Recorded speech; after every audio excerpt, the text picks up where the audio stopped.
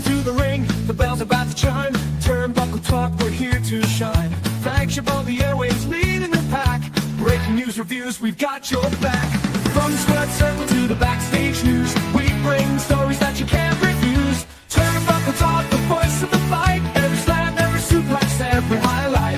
Tune in weekly, don't miss a beat. For the latest in wrestling, we bring the heat. From AEW to WWE, we cover it all from A to Z. Interviews, insights, and match reviews. If it's wrestling news, we've got the clues. From the squared circle to the backstage news, we bring the stories that you can't refuse. Turnbuckle talk, the voice of the fight. Every slam, every suplex, every highlight. Tune in weekly, don't miss a beat. For the latest in wrestling, we bring the heat.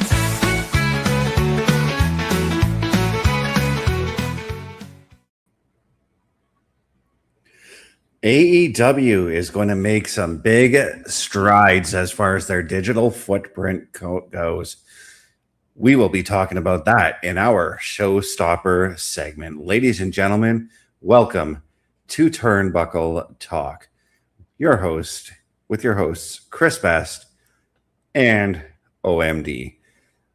OMD, how are you doing today, sir? I am doing very, very well. I did have a bit of a physical day at work, but because I'm not used to being on the truck and I had to cover there. But you know what? It's time to relax. It's time to unwind, and it's time to talk some wrestling. Yes, it is. And today, and our first news story is something that we've been talking about off and on for the better part of, I would say, close to 2, maybe 3 years. We've been talking about this off and on, but the WWE is finally showing some interest in Zilla Fatu. Zilla has been just been phenomenal on the independent circuit, and right now he's turning heads. Right now, he's got eyes that are on him. WWE being one of them. WWE being a place that he said he has his heart set on going to. Yeah. OMD, what do you make of this situation?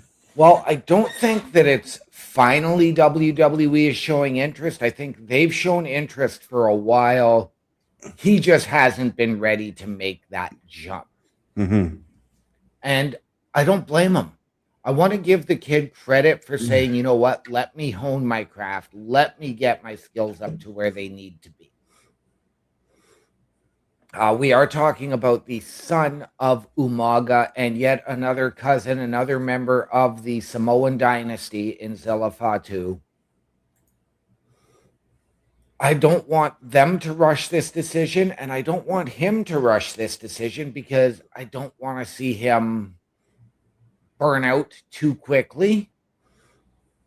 So I'm interested, and I would hope that they start him in NXT. We saw him make an appearance with TNA for Fourth Rope late last year, early this year. Yes. And I wonder if you'd start him off in working in NXT and working as part of that crossover first so that he gets used to it, so that when he goes to the main roster, instead of just jumping him up because he is bloodline, if that's the best fit for him, so that he can be used to going to Raw and or SmackDown if need be on any given week. I get a feeling that they are going to hotshot him to the main roster, but let's take a look at where he's been lately. We know he's been at the PC several times within the last little while. People are starting to double down, starting to put 2 and 2 together that maybe they're getting him ready for something else. And there's something that I've been pointing it out on Raw and SmackDown with the SmackDown Security Detail and the Raw Patrol. Roman Reigns had said to the MFT, we'll deal with them later. Now we know that there are now 4 members of Roman's bloodline with Roman, Jay, Jimmy, and now Jacob. Yes. But there are only 3 members of the MFT.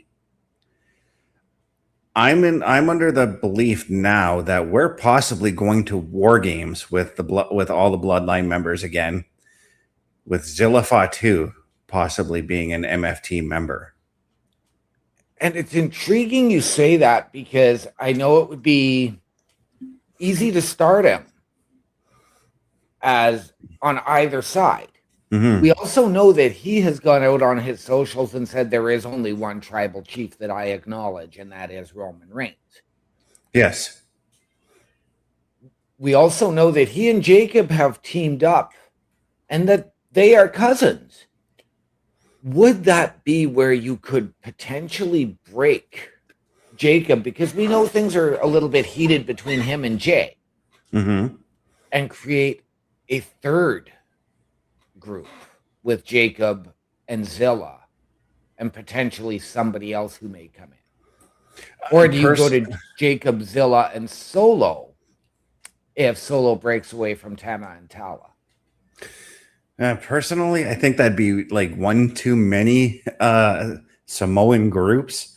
I mean, two is plenty, I think, but at the same time, I'm really not a fan of Roman reuniting the bloodline. I kind of just wanted Jimmy and Jay to be like on their own and help Roman out whenever, but it seems right now that they are a stable. Yeah. I also said this about Zilla too. Like, I don't want him to be a part of the bloodline stuff, but this is where I do see it going, and it kind of fits and makes sense. But I would rather him, as you had stated, go down to NXT, start off in NXT, work his way there, spend like I would say 2 years down there, perhaps, and then he can not just do NXT, but maybe you can put him in some matches in TNA, put him in some matches in AAA, give him that seasoning. And then when you move him to that main roster in 2 years from now, you've got a seasoned wrestler. Sure, he's a little bit seasoned right now with the time that he is spending on the independent circuit, but I don't know if that seasoning is just enough right now. Right. And I mean, we know that he has a huge mentor in Booker T, who they had a falling out. They've reestablished a connection. Yeah. So that's a huge help for him. I think that 2 years is a little bit long. We know that he knows how to work both babyface and heel on the indies. Mm-hmm. But it's a matter of getting used to the way that WWE wants him to do things, as opposed to maybe being overly aggressive as he can be on the indies. Yeah. I'd like to say a quick hello to Bobby Stats, who's in our chat, and that he just liked the video on YouTube. And that's why I say he needs to put him in NXT for 2 years, so you can clear out some of the dookie, as I would call it, that Zilla does have, because there is a lot of controversy with Zilla. Zilla was kind of he was a bit of a you know what in his first few years, and it's still kind of there, you know. Yep, absolutely. And again, I mean, we are talking about the son of Umaga, who, you know, we saw go through several transitions. But if I'm looking and I'm already drawing the comparisons of Zilla to Solo, and they didn't hotshot Solo to the main roster, but Solo is so far back from where he was as Roman's enforcer in the bloodline that I don't want to see that for Zilla and get stunted. And I don't think we're going to be seeing that with Solo in his group, with especially again with Roman, with what Roman had said after Clash in Italy when he took a look over the MFT and told Jimmy and Jay, "We'll deal with them later." I get a feeling right now they are going to be working towards building the MFT to a bigger stable. Although I do want to see Solo maybe get a championship run at least once. I was going to say before, but we'll say after the whole thing with Roman. I need to see that group come out as the stars from for that feud. Yeah, absolutely. Absolutely. I want to see if they are going to bring in Zilla. Like, Zilla would be obviously the unknown. Nobody really knows what he could do, right? Right. So I would want them to make Zilla look like a star in this feud, so that when coming out of it, people can be like, okay, he's going after the U.S. title. I can see him winning the U.S. title. Here's what I'm going to look at, and I'm going to put this out, and this is just speculation. Because we are speculating that Obafemi is going to win the King of the Ring and potentially challenge Roman Reigns at SummerSlam, though we also seem to think that there's the possibility that he could go Brock 3. If he wins and goes after that title at SummerSlam, would that be where you could turn the bloodline heel by having Zilla come out and hit that flying spike to take Oba out and cost him that match? See, I don't know, because like Oba's got nothing to do with the bloodline stuff. So No, but if Oba is challenging for that title, what better way to make an impression on your tribal chief than to protect that title? Yeah, see, I'm not sure, because like that's the thing I've been thinking about for like the last 2 years when it comes to the Zilla Fatu coming to the WWE is how do you position him? Where does he go? What's the best option for him? And there's a lot of options that are out there for him in the WWE. There's even options for him in other promotions, but as he has stated, his heart is set on going to the WWE. Absolutely. We know that AEW expressed an interest in him, but I think that NXT, TNA, and working that crossover would be a far better fit for him. Even if he signs a 6-month contract with TNA to start before going to NXT. Yes. And that's why I say, like, again, do the NXT stuff, because again, you can put him in AAA, have him wrestle some of the guys down there, have him wrestle, go over to TNA, and again, that's that seasoning that I've talked about. And if you put him down in NXT for like the year and a half, even 2 years, that's more of that seasoning. That's more of learning how WWE works. Sure, he may know how WWE works right now through talking to his family, you know, Roman, Jimmy, Jay, all them. Yep. But listening and actually doing it are two different things. We know this very well in the wrestling business. Absolutely. But since we're still on the subject of the bloodline, we gotta ask this question here. Yes, we do. Is that you, Solo? There's a game company that have listed a game on the PlayStation Plus, and I'm currently looking for it right now so I can get the name of the company. But they're going to be facing some trouble right here because I mean, this company is making a game called Wrestling Revolution, and as you can see, they've got what looks very much like Solo Sikoa on their cover art here. And this is from the PlayStation Store itself. And as I'm looking at it too, the developer's name is GG Mux Incorporated.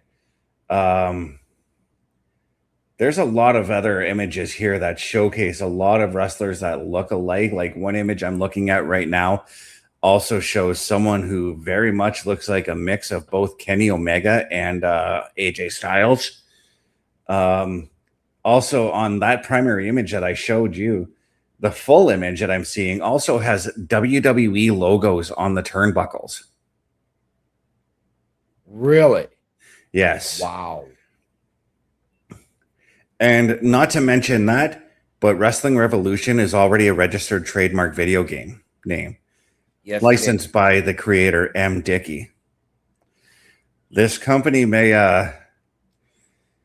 want to think about their change here because this is not looking good. They've even got some wrestlers in here that look like YouTube creators. One that I'm looking at who's named Maverick, who looks a lot like YouTube creator Markiplier. Okay. And I know that there are likeness rights and things of that nature that you have to go through. It doesn't, even if you make like the slightest of changes, you can't necessarily claim that on your own, because as we're looking at this one wrestler who's standing in the ring and doing the acknowledgement logo, I'll pop it up sign. Right. I'll pop it up again here to show you guys. Yeah. That's a spitting image of Solo Sikoa. It really is. It really is. And I know they're probably going to try and pass this off as coincidence. But no, it really is not a coincidence. Yeah. I know this is probably some indie developer, but you've got to be really, really careful unless you have reached out and asked permission. Now, we don't know if there's going to be any voices. I know the game is described for set for release July 16th. Similar hair, facial features, tattoos, and ring gear. But yeah, the character appears to be a little bit darker than Solo and slightly different hair. Yeah. But still very, very similar. Very, very similar. So I just want to, I'd like to give some information on who this company is. Founded in 2024, GG Mux is a small Canadian game studio run by two close friends who have a background in software engineering and a passion for gaming. This is straight from their website. They love bringing games to the PlayStation ecosystem, and their background in software helps them to stay practical. Clear communication, realistic scoping, and a focus on shipping projects properly without overcomplicating the process. I think they kind of did overcomplicated this process here by using these images. And these images could very well be straight up AI imagery, which to me personally, that's a bit on the lazy side. There's even not very much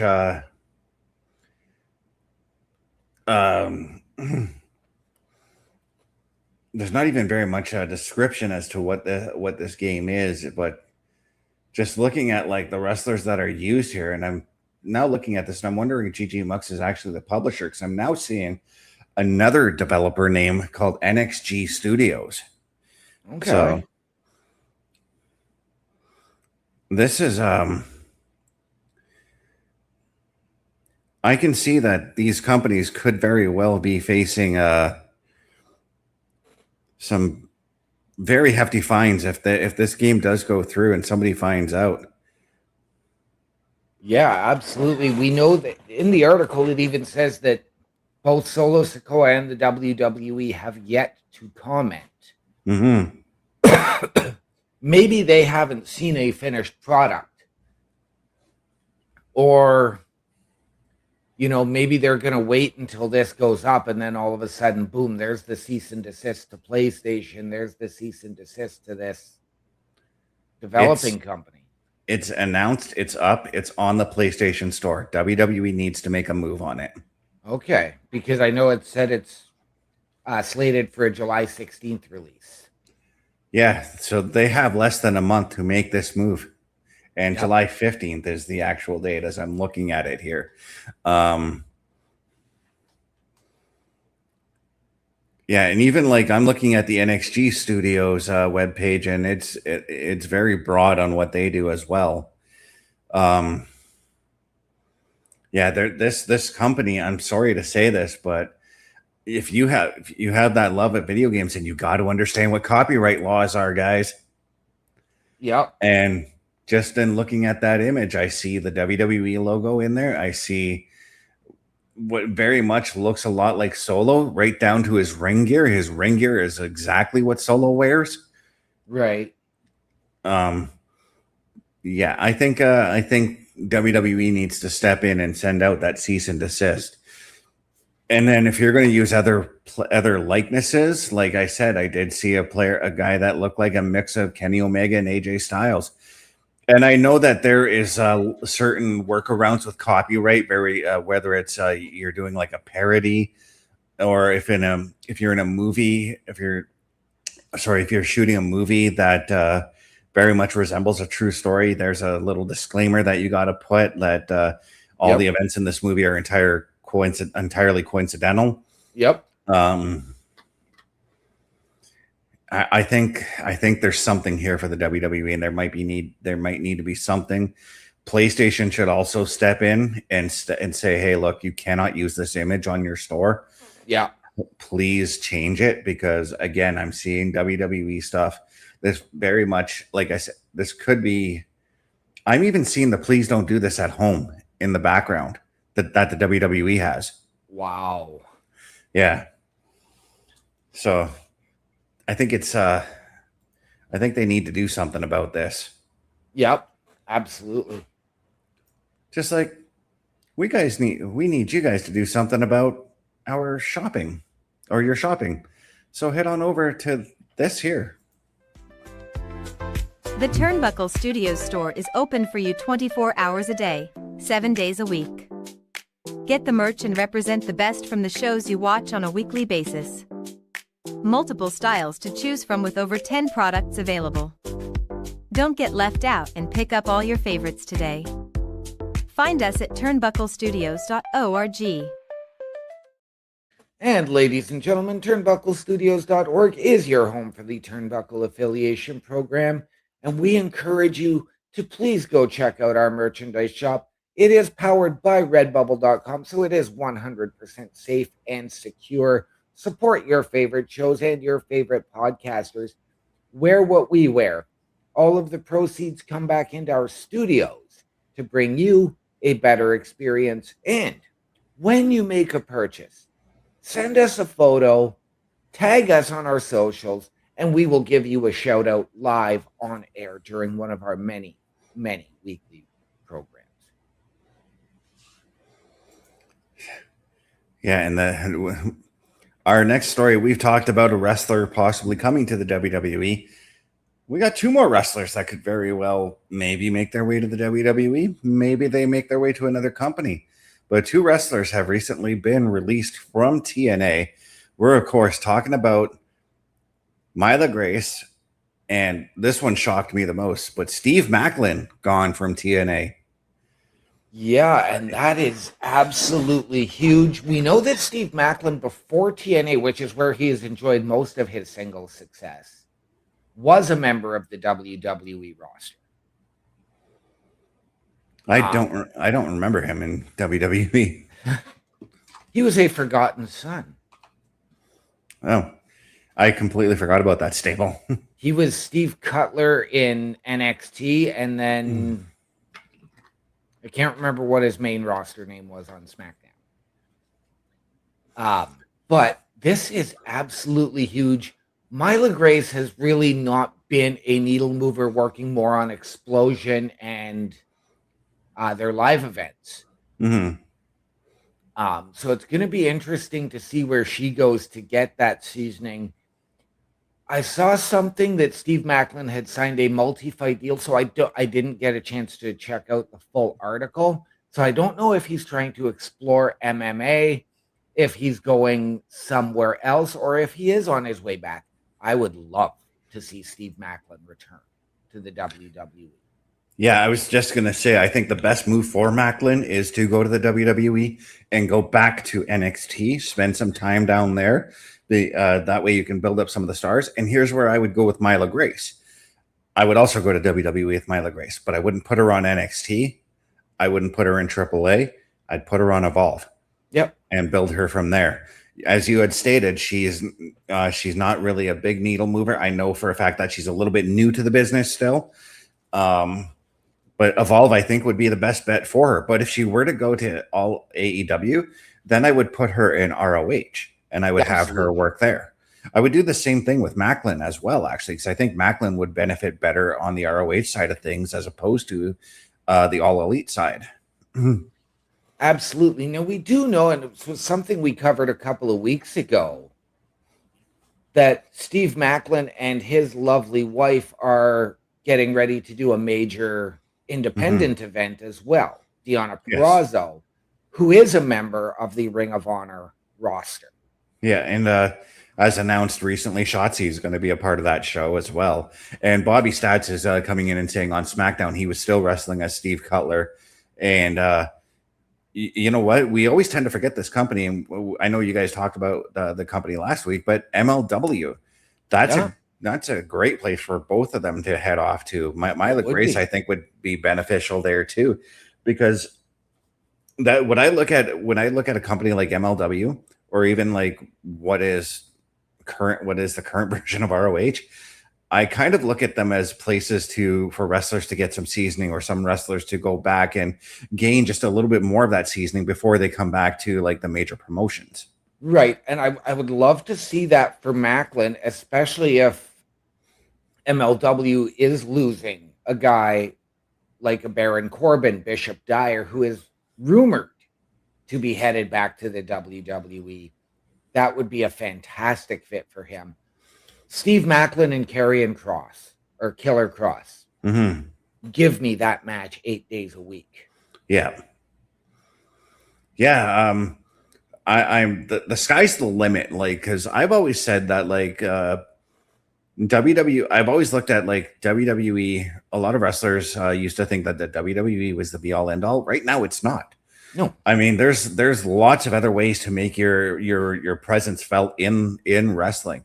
It's certainly WWE is the pinnacle, but yeah, Steve Macklin versus Hammerstone, Bobby. I like where you're thinking on that one because I'm a Hammerstone guy. But yeah, like there's MLW, there's AEW, there's ROH, there's AAA, there's CMLL, there's New Japan, there's All Japan.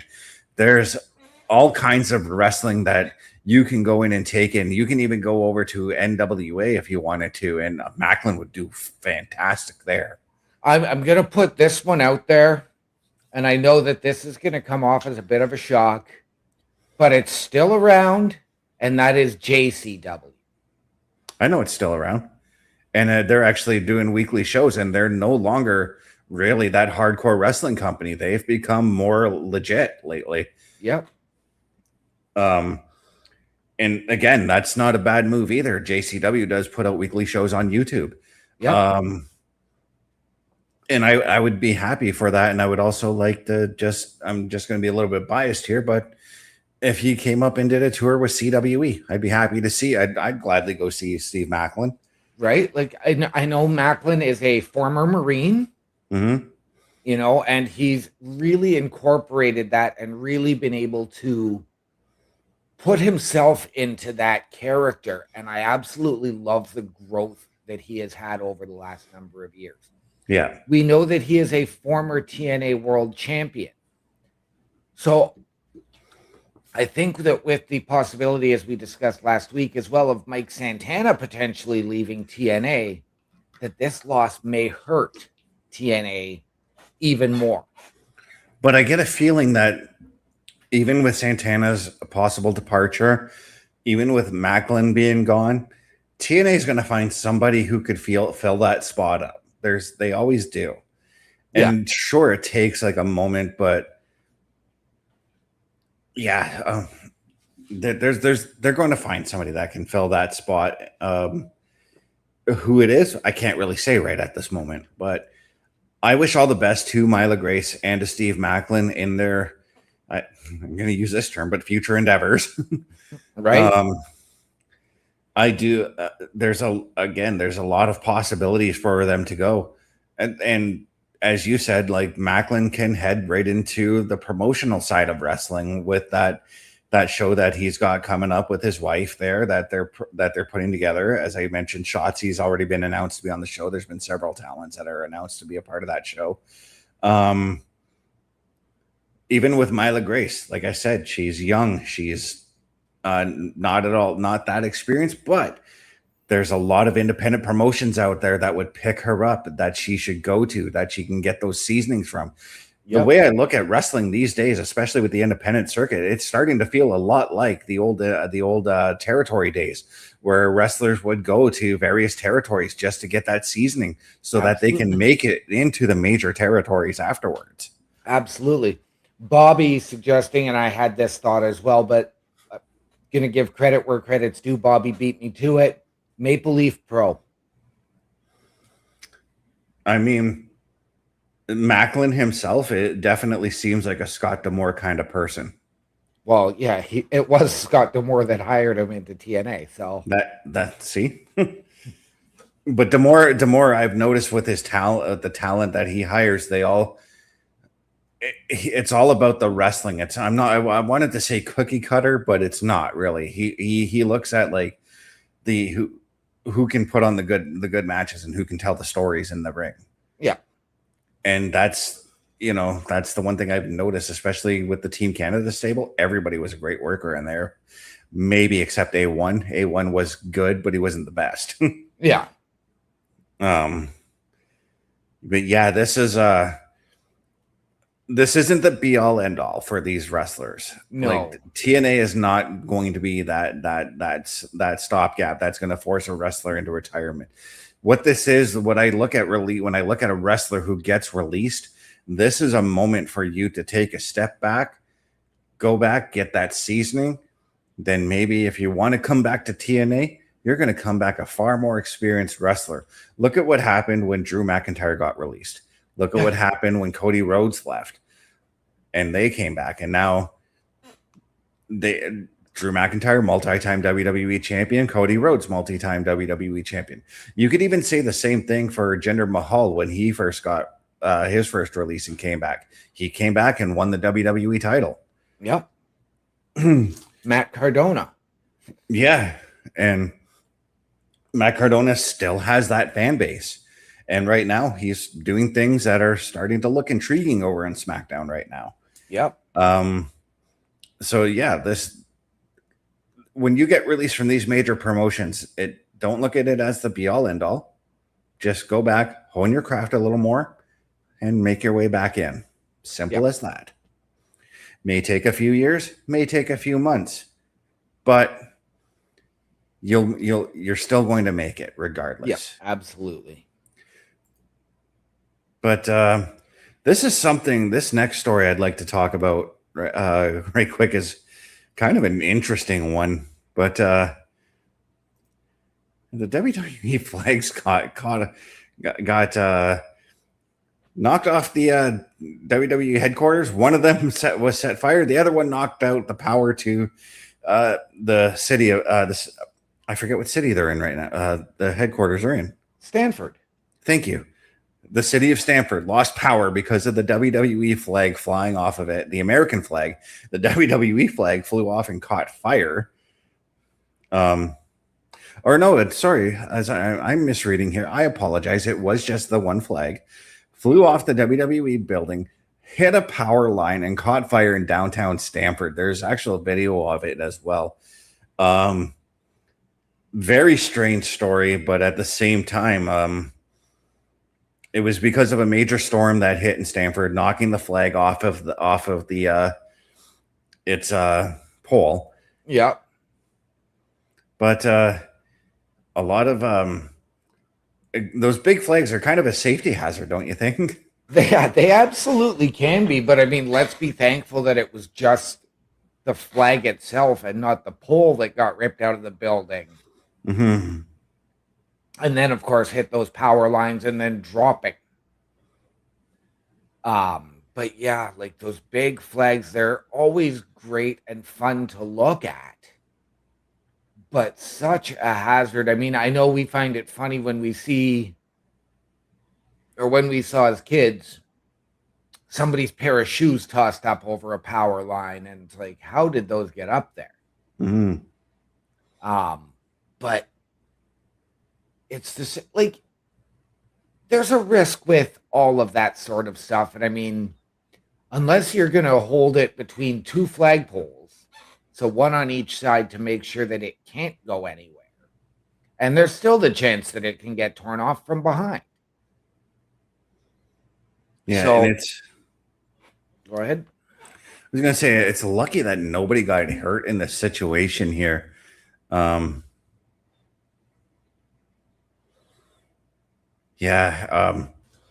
Just unbelievable that this had happened. And sorry, I cut you off, but you were saying something else as well. I lost my train of thought. I apologize for that then. This was and I saw this news and brought it to our desk here. My first thought was WTF. Right?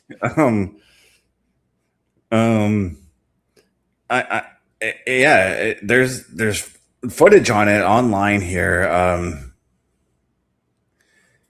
Trying to give credit to a man by the name of Greg Thompson. Follow him on Twitter. Has posted the video, but it was dealt with in time. Again, luckily nobody was hurt. However, the city of Stamford was knocked out of power. I'm not sure how much of the city was knocked out, but from what Right. I've heard, it was a substantial amount. Now, as I'm looking at the picture here of the WWE headquarters, I am okay with them flying the American flag. You've got the WWE logo up on top. Is there really a need when you've got that huge building with so many windows to have the WWE flag when you could just have that WWE logo reflected in the windows on the front of the building as well? You mean like those things that shade windows, basically? Yeah. Kind of like how the a recent example that I saw, the Luxor does it a lot with their with logos. You know what? I say why not do that? Just but even like the current version of the WWE headquarters has a huge WWE logo on like its front yard. So just that's what that works. So yeah, and Bobby Stats, everybody, nobody was hurt in the situation, Bobby. So, but yeah, you were saying. So you've got to look at that. I mean, even with the American flag, yes, it is great to be proud and celebrate your country. And I'm not faulting them for that. But again, you don't necessarily need to have that giant 50 or 60 foot wide flag flying up there. And especially during a storm of that magnitude. Mm-hmm.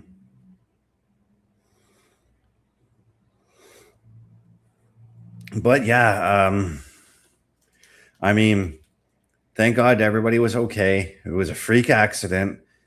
The best thing to do in those situations is to just lower the flag and take it down.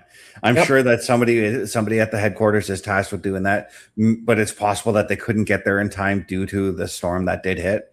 Yep. So I don't fault anybody at all as to what happened there. Just a freak accident. That's all it was. Yeah, this was nature. This was nature at its peak. Yeah, and you know how you can get to your peak? By joining the Turnbuckle Affiliation Program and helping us out. A Turnbuckle Affiliation program is looking for more people. If you have passion level for pro wrestling, sports, videos games, or something else, then Turnbuckle Studios is the place to be. If you have ever wanted to pursue content creation and want to join our team, then we would love to have you. Check out turnbucklestudios.org or contact us by email today because your future is now, and we want you to tap in.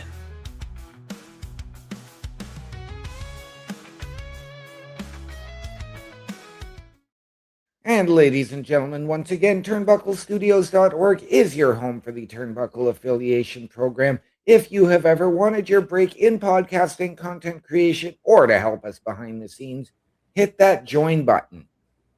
Send us your credentials by email. Tell us how you can help us, how you think we can help you. We will sit down as a collective and find the right fit. All of that and more at turnbucklestudios.org.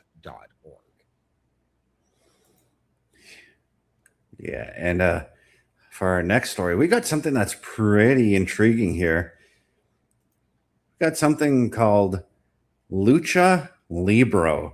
This is a high-energy, action-packed story time that is bringing live matches to libraries across the United States to promote literacy. This was founded in 2024. Lucha Libre plays off of the name of the popular Mexican-inspired sport, Lucha Libre. But Libro means book in Spanish. Now, this is a company that's going around together. This is coming out of starting in Benicia, California, as reported by the Associated Press, that this company is going around and doing these pro wrestling events. There's 40 events planned this year at libraries from California to New Jersey. One of the most popular wrestling wrestlers on the circuit is a wrestler by the name of Richard Schnary. This is an idea that started in 2024 when Lucha Libre's CEO, one Jerry Rocha, and his co-founder, Victor Dwight, were approached to put on a show at a local library. they were asked to put on a show at a local library, and they came up with this idea of doing these wrestling shows while promoting literacy across Canada, or I mean the United States. Okay, I love this. I absolutely love this. And kids especially. Mm-hmm. You want to look at wrestlers as these larger than life superheroes who have these secret identities. This is absolutely fantastic. We love seeing how important education plays into a wrestler's future for when they're done in the ring. Mm-hmm. Wade Barrett is a marine biologist. Drew McIntyre has a degree in criminology. So I love this. The fact that they get to tell the story, read the stories, and tell the story in the ring is absolutely beautiful. Makes for a great day out with the family and allows for entertainment. Yeah, so as you alluded to, what this is these wrestlers taking popular children's novels and incorporating them into a family-oriented wrestling storyline. So, like, I'm going to use a Canadian author for example. If you're gonna do a Robert Munch book, it's going to be converted into a pro wrestling storyline. Yeah. The Berenstain Bears and things of that nature. I like this, and it's a way because it's a way for these wrestlers to just reach out to children. We've seen this on the independent circuit with some of the wrestlers in the Canadian Wrestling Elite and how fast they reach out to children. Kamikaze is one of those wrestlers that does that. This is a great way to do that, to promote reading. Like, oh my God, my favorite wrestler reads that book. I'm going to go get that book because he reads it. You know what, though? I've got to give credit where credit is due. Dom, as king of the luchadores, is really promoting education. Mm-hmm. So, Dom, thank you. Yeah. And this is awesome that they're doing this. I love when they take these stories and are these types of things, and they do like unusual like events with them. Like all the best to them. And like I said, 40 events across the US. I hope that they can expand upon this. You know, I'm gotta say this. If there was one kid's book that I would love to see them do, it is the Three Billy Goats Gruff.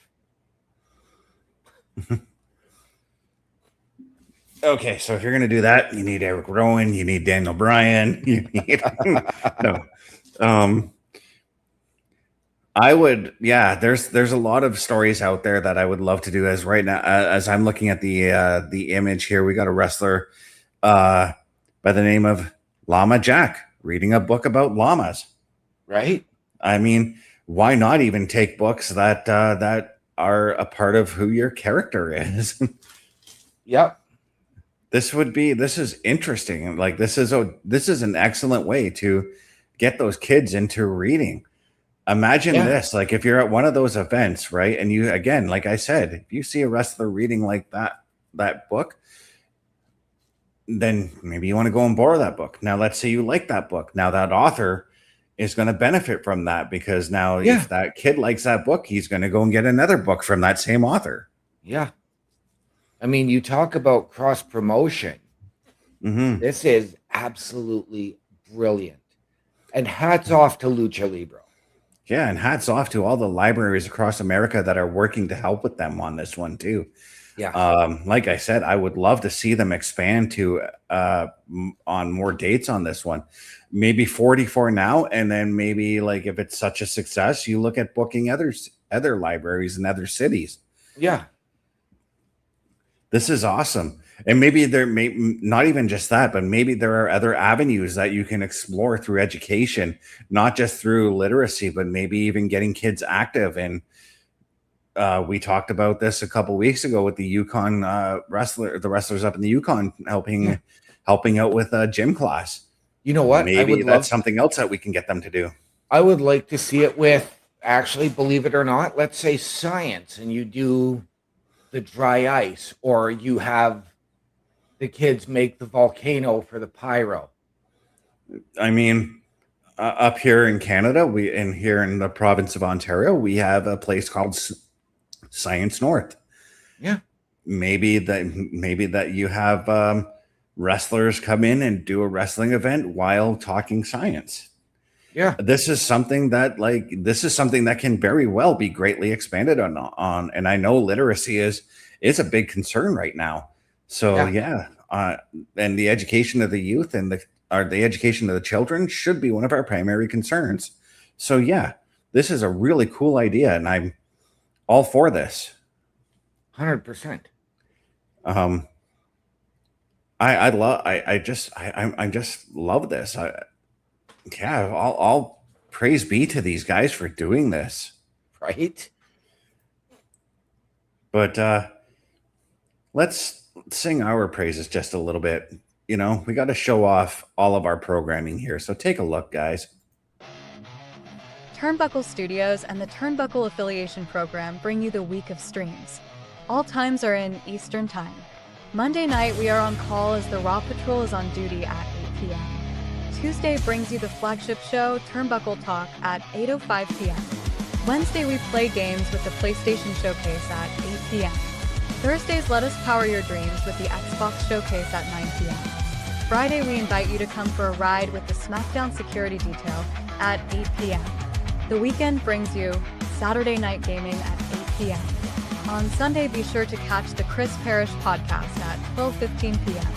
And later in the day, the Locker Room presents Wrestling Recap delivers at 7 p.m. Always be aware that weekend shows can vary in times, as the PLE Patrol and other watch party streams are always a must-see. Be part of the shows and join the chat every day, and watch all of the latest episodes on turnbucklestudios.org/shows. And please do not forget to drop a like, follow, and to subscribe to all of our channels, and when the time is right, all you have to do is tap in. And once again, ladies and gentlemen, turnbucklestudios.org is your home for the Turnbuckle Affiliation Program, and there is something for you each and every night of the week, as you just saw. And we want you to meet the team behind those shows by going to the host section. Mr. Best, myself, Bubba Duke, Chris Parrish, Logan Thompson, and Carl Carafel. Click on our individual links to get our socials and connect with us on the interwebs, and watch our latest weekly live episodic programs. All of that and more, turnbucklestudios.org. And it is now time for our showstopper segment, and it's big news for AEW fans, and especially anyone who wants to go back and relive the early days of Dynamite. The first 3 seasons of AEW Dynamite have officially been added to Tubi. That's Tubi in the United States, completely free to stream. That includes over 100 episodes spanning from the company's 2019 debut era all the way through 2021, covering some huge moments like the early rise of AEW's main event scene, major title changes, and the foundation of what the company has become today. The episodes are organized into 3 seasons on the platform, making it easier for fans to binge watch the early run of AEW's flagship show without needing a paid subscription. It's another major move for AEW's distribution, adding to the growing list of platforms where their content can be found, and giving newer fans a chance to catch up on where it all started. OMD, I think that this is just an awesome move, and I kind of would like it to be on Tubi Canada as well. I would love for it to be on Tubi Canada, but we do have a lot of ways to access AEW here.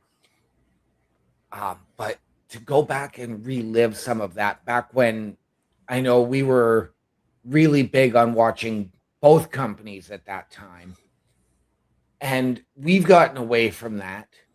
So this is absolutely incredible. I'm waiting for more and more to be able to come out, because then it's something I can throw on in the background while I'm cleaning. But what concerns me about this is that they're worrying about AEW, and yet they still can't get Ring of Honor a TVD. I'm fine with that right now, but I know that they are trying to shop it around, and I'm actually happy that we are that that this is going to Tubi in the United States, making it easier for people to go and relive some of those big moments. There's a few things there's a few shows that I wouldn't mind going back to rewatching, like the first Fighter Fest on Dynamite. I actually remember really enjoying that show. I would love to go back and rewatch that. I would love to go back and rewatch some of the stuff that I did miss out on, because there was a period in that time where I just gave up on watching wrestling through the pandemic and just only watched the PLEs. Right. If there's one that I want to go back and watch, it actually involves the Godfather, Carl Carafel. And that was when they did the episode of Dynamite on Chris Jericho's Rock and Rager at Sea, where we saw the first ever title change in AEW history, and it was the tag team titles. Yeah. But there's a lot of moments in those first few years that I would love to go back and relive. I almost wanted to say the vat of orange juice, but that was not in those years. No, it wasn't. That you're thinking of the Mimosa Mayhem. Yeah, I said orange juice because orange juice is an ingredient in mimosas. So. Yes, and Orange Cassidy was in the match. Yeah. I think that this is such a cool move. There is, however, like Joe is saying, not available here in Canada, though. No, it is available on Tubi in the United States, but Tubi Canada actually does have a great selection of wrestling to watch on there as well. Yes. And I know it's a lot of like classic stuff. There's a lot of like old Memphis matches you can go in and watch, a lot of the old territory days. The other day, I actually found Ed Farhat, the Sheik's promotion. I found a few shows on Tubi as well to watch. Wow. I love that AEW is looking to expand its streaming platforms and not just throwing up shows on HBO Max or up here in Canada, watching past episodes on TSN or even Crave TV now. Right. I love that they're trying to reach out. I do want AEW to reach out to a more worldwide streaming platform, because HBO Max is only available, as far as I know, here in Canada and in the US. Right. So I need them to maybe talk to Prime about putting events there. And I'm not talking like Crave TV part of Prime. I'm talking Amazon Prime itself. Yes. Which they've got their pay-per-views on there, but you still have to pay full pay-per-view price. Mm-hmm. But I've always looked at Prime as being that great streaming platform. And I know we had this discussion with WWE going to Netflix, that I think Prime is the ideal place to stream wrestling, because then you can use Amazon Prime shipping for your merch. Yeah, and that's not a bad move. And that, again, you can even throw in Audible for some of, maybe if a wrestler with AEW puts out a book. Yeah. That's where you can maybe use Audible for that situation. You know what? Use Audible for an audio recording like we do with the Raw Patrol. But, like we had with WWE Radio all those years ago, where you could listen to the event live if you couldn't see it. Well, you just have the commentators. There's also Amazon Music for that as well. Yeah. Amazon Music also has like podcasting and all that kind of stuff on there as well. Yeah. But I do think that this is a great start, but I still just a little bit, I just want to see them get a bit of a more worldwide reach, as opposed to just talking to streaming platforms that only stream into the US. If this is successful with Tubi, perhaps perhaps Tubi looks at it and starts saying, you know what, let's put this on our other Tubi stations across the world and see how that goes. I mean, sure, TSN has the rights to show past TNA or AEW episodes, but if you actually go into like the AEW on demand stuff, it's only the previous week's episode. You're not going to be able to dig in and watch past events. So I kind of need to see that out of AEW. And I still think it's a little bit too young for AEW to have their own streaming platform, which they already do. but they do have enough material that maybe they could start one on their own. Maybe. See, It'd be very, very minimal, though. I've got to disagree with that because, I mean, just like the WWE, they put out 12 PLEs a year. And a lot of those weeks, they're special events. Mm-hmm. So, I mean, you're going to get Dynamite and Collision having a special event for 2 nights of action. So I don't think it's really too young because you've had them around since 2019. So that is now, they're in their 7th year. Yeah. But 7 years of content's not really a lot of it when you look at it. Compared to WWE, which started their streaming stuff in 2014, they already had like 50 years of content with them. Well, yes, but I mean, AEW, yes, is, you know, they're out of their infancy stage. I guess I wouldn't say they're in their toddler stage. They're not a grown-up company. No, they're first graders right now. But I think to have a major streaming platform to be able to go back and watch all of that, and especially if you're going to do that, guess what? Now you've got a distribution for Ring of Honor as well. Mm-hmm. And that's the other thing too, because Tubi does also have a live TV platform too. So it is a possibility that maybe they throw up an ROH channel that shows classic ROH as a tester, mind you, for possible live ROH events to be broadcast across Tubi. Yeah. But I think that's, unless you've got anything more to say on this one, I think that's where we should end it there. I think we've said all we can say. Yeah.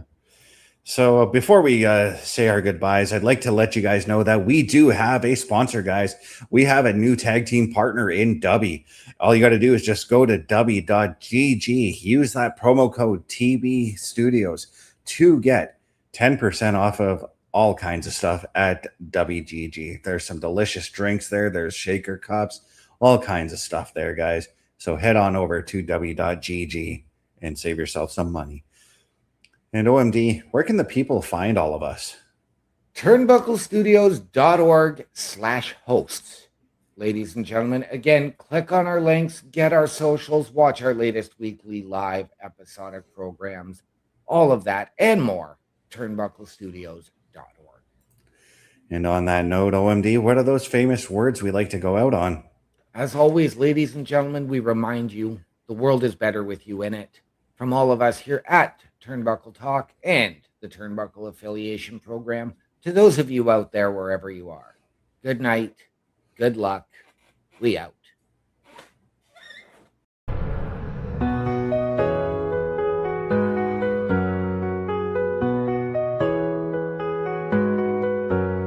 Flagship show setting the tone. In the world of wrestling we stand alone. With news and reviews we lead the way. Turnbuckle Talk every day. Turnbuckle Talk every day.